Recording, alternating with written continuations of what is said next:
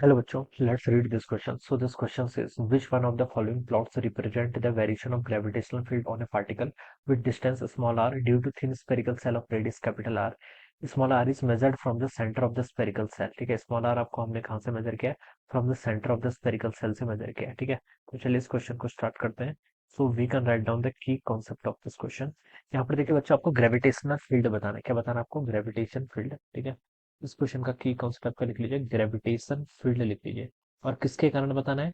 Spherical shell के कारण, thin spherical shell जिसकी रेडियस कितनी, कैपिटल आर के इक्वल है. ठीक है बच्चों, देखिए सेल के कारण अगर आपको ग्रेविटेशनल फील्ड लिखना है, ये मान लीजिए आपकी कोई क्या यूनिफॉर्म सेल है. ठीक है, सेल है बेसिकली. ठीक है, सेल है मतलब देखिए जो उसमें डिस्ट्रीब्यूशन होगा ना मास का, वो सिर्फ सरफेस पर होगा, इनसाइड पर कुछ नहीं होगा. इनसाइड पर आपका मास का डिस्ट्रीब्यूशन नहीं होगा. ठीक है, अगर सॉलिड स्फीयर बोला होता तब हम बता सकते थे मास का डिस्ट्रीब्यूशन इनसाइड होता है, लेकिन सेल के केस में हम बता सकते हैं कि मास का distribution only on the surface पर होगा. ठीक है, अब बच्चों देखिए इनसाइड पॉइंट पर आपका कोई मास नहीं है, तो मैं लिख सकता हूँ कि इनसाइड पॉइंट पर आपका ग्रेविटेशनल फील्ड क्या होगा? जीरो के इक्वल होगा. ठीक है, और इसकी रेडियस कितनी है आपकी? कैपिटल आर के इक्वल दे रखी है, तो मैं लिख सकता हूँ देखिए ग्रेविटेशनल फील्ड. देखिए हम इस स्फेरिकल सेल को कैसे एज्यूम कर सकते हैं कि whole of the mass of the body is to be concentrated at its centre. ठीक है, तो इसकी जो सरफेस होगी, सरफेस पर ग्रेविटेशनल फील्ड का फॉर्मूला होगा, उसे हम लिख सकते हैं आपका जी टाइम्स इसका मास मान लीजिए कैपिटल आर में डिवाइडेड बाई कैपिटल आर का square. This is the value of the gravitational field. ये क्या होगी? आपकी ग्रेविटेशनल फील्ड की वैल्यू होगी वहां पर at r is equal to capital R, यानी कि इसके सरफेस पर.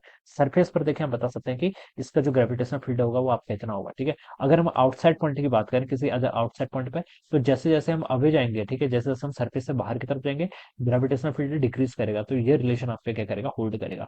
So this will be the relation. ठीक है, और ये आपका क्या हो जाएगा? रिलेशन हो जाएगा. और ग्रेविटेशनल फील्ड कितना होगा? जीरो के इक्वल होगा इनसाइड पॉइंट पर, जिसको हम लिख सकते हैं for r lesser than capital R. तो ये आपका ग्रेविटेशनल फील्ड का आपका क्या हो जाएगा बच्चों? फॉर्मूला हो जाएगा. ठीक है, ये स्टैंडर्ड फॉर्मूला है. बस अब आपको क्या बताना है? इसका ग्राफ प्लॉट करके बताना है. ठीक है, आपको बताना है कि किस चीज का, आपको फोर्स का बताना है ना.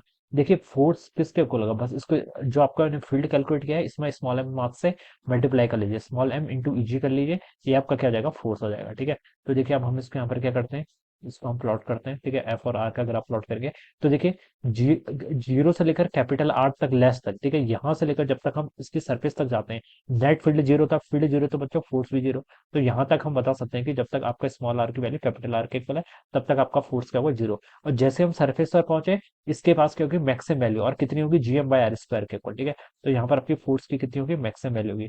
और फोर्स देखिए फील्ड कितना है आपका? GM by r square into small m कर देंगे मास से मल्टीप्लाई, तो ये आपकी फोर्स की वैल्यू हो जाएगी. उसके बाद इसका वेरिएशन ऐसे डिक्रीज करेगा, वन ओवर आर स्क्वायर का वेरिएशन उसके बाद. ठीक है, तो ऐसे डिक्रीज करेगा. This is for r greater than capital R. ठीक है, तो इस तरीके से क्या आएगा? इसका ग्राफ आएगा एक डिसकंटिन्यूअस ग्राफ आ रहा है. ऐसे क्या रहेगा? ऐसे डिसकंटिन्यूअस ग्राफ आ रहा है. ठीक है, तो ये इस तरीके से इसका नेचर है. तो बच्चों देखिए इसको मैच करो तो बी ऑप्शन से मैच कर रहा है. किसे? बी ऑप्शन से.